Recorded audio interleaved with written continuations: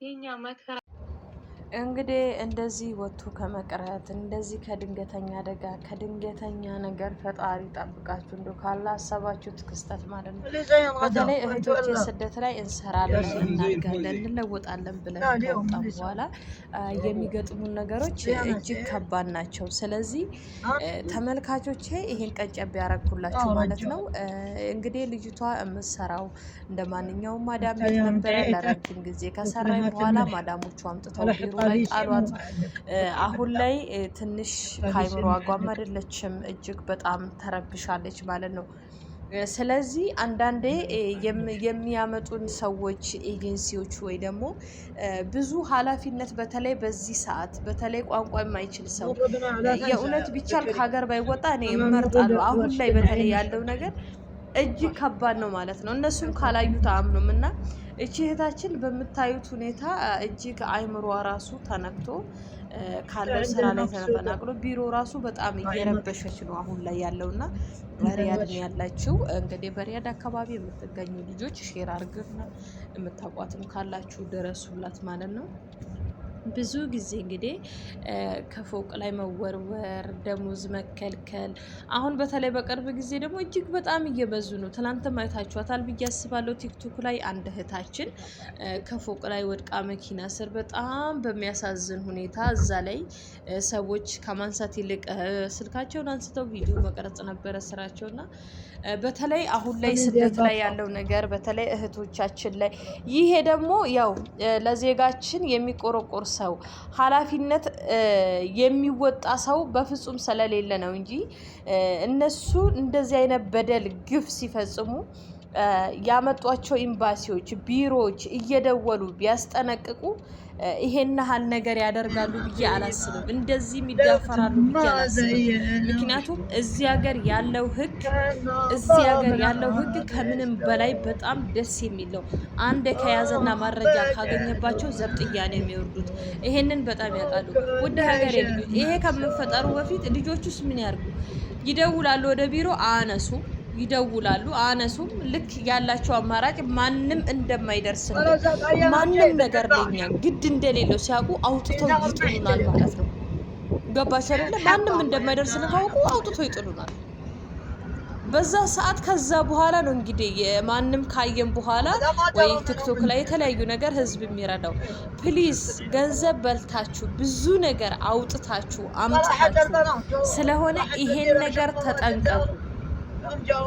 እኔ አንዳንዴ በቃ የሀገራችን ነገር እስኪ ሌሎች ዜጋ ይዩ ምን ያህል ከደወሉ እንዴት አርግተው እንኳን አንዷ ደውላ ከነገረች እንዴት ደውለው ቤት ድረስ ሄደው እንደሚያገኙ እንደሚያወጣቸው ካሉበት ስቃይ መከራ። ስለዚህ እኔ እዚህ ያሉ ቆንጸላ ጽሕፈት ቤቶች የሆነ ሚዲያ ላይ የሆነ ሽፋን የሆነ ነገር የተሰጠው ካልሆነ በስተቀር ሪሊ ኤምባሲ ጋር ደውለው እንደዚህ አድርጉ ሲሉ ስልክ አለማንሳት የተለያየ ነገር።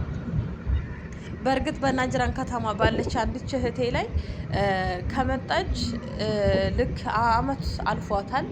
ነገር ግን ከመጣች ጀምሮ አንድ ጊዜ ምቾት አላገኘችም። ቤት ውስጥ ትደውላለች ጭራሽ አርፈሽ ስሪ ምንም ይሁን ምንም ቻዩ ብለው ነው እንዳለ ብሎክ ያደረጓት ማለት ነው። ቢሮዎቹ አስቡ፣ እየደበደቡን ነው፣ እያሰቃዩኝ ነው፣ እየራበኝ ነው፣ እየጠማኝ ነው እያለቻቸው ብሎክ የሚያደርግ ቢሮ ነው ያለ። አስባችሁታል?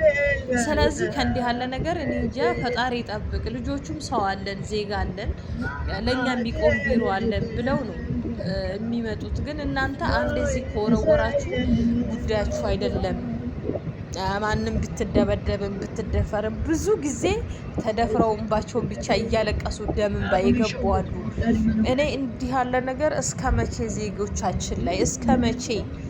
ለማን ነው ይሄ ነገር አቤት ተብሎ ሊቀረፍ ሊቆም የሚችለው? ሲታመሙ ሆስፒታል አይወሰዱም። እዚህ ሀገር እኮ ሆስፒታል እኮ ትክክለኛ በስማቸው ሆኖ እኮ ኢቃማው ከተሰራ በነፃ ነው ሕክምናው። እጅግ በጣም የሚያሳፍርና የሚያሳዝን ነገር ነውና ፕሊስ ተመልካቾቼ ብዙዎቻችሁ እንዲህ ያለ ነገር ከመሆን በፊት እዛ የነበራችሁበትን ቤት አድራሻ፣ ስልክ ቁጥር ብቻ ምን አለፋችሁ ብዙ ነገሩን ይዛችሁ ውጡ። ምክንያቱም ያንን እንደምንም ከወጣችሁ በኋላ ኤምባሲን አፈላልጋችሁ ኤምባሲ ላይ መረጃ ሰጥታችሁ ወደዛ ስፍራ ሄዶ ደሞዛችሁንም እንዲቀበል የምትችሉትን ጥረት ማድረግ አለባችሁ ማለት ነው። አሁን እቺ ልጅ ቢሮ ከመቀመጧ የተነሳ በቃ ነቅላለች። ሬሊ በጣም ነው።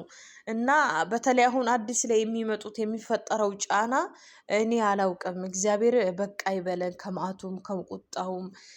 በተለይ ይሄ ሰሞን የማያቸው ነገሮች ቪዲዮ ለመስራት ራሱ እጅግ በጣም እየሰቀጠጠኝ ነው ማለት ነው። ሶ እባካችሁን ውድ የሀገሬ ልጆች እንዲህ ያለ ነገር ከማደረግ በፊት ጥንቃቄ ያደርጉ። ለሌሎቹም ሼር ላይክ እያደረጋችሁ አድርሱላቸው። ራሳችሁን ይጠብቁ። በተለይ ኢትዮጵያ ላይ ለመምጣት በጣም የሚጓጉ ስትነግሯችሁ አልሰማ ላሏችሁ ልጆች ቪዲዮውን ላኩላቸው። ይዩና አረብ ሀገር ማለት ምን ማለት እንደሆነ ይዩት ማለት ነው። ገብቷችኋል? እና ይሄንን ነው የምላችሁ። በተቻላችሁ መጠን እንግዲህ ኩኪቲዩብ ሰብስክራይብ እያደረጋችሁ ፕሊስ አበረታቱኝ። ያለ እናንተ ማንም የለኝ። ሰብስክራይብ ብታረጉኝ ሰብስክራይብ ያረገጃችሁ ይባረክ ነው የምለው። ቸርሰን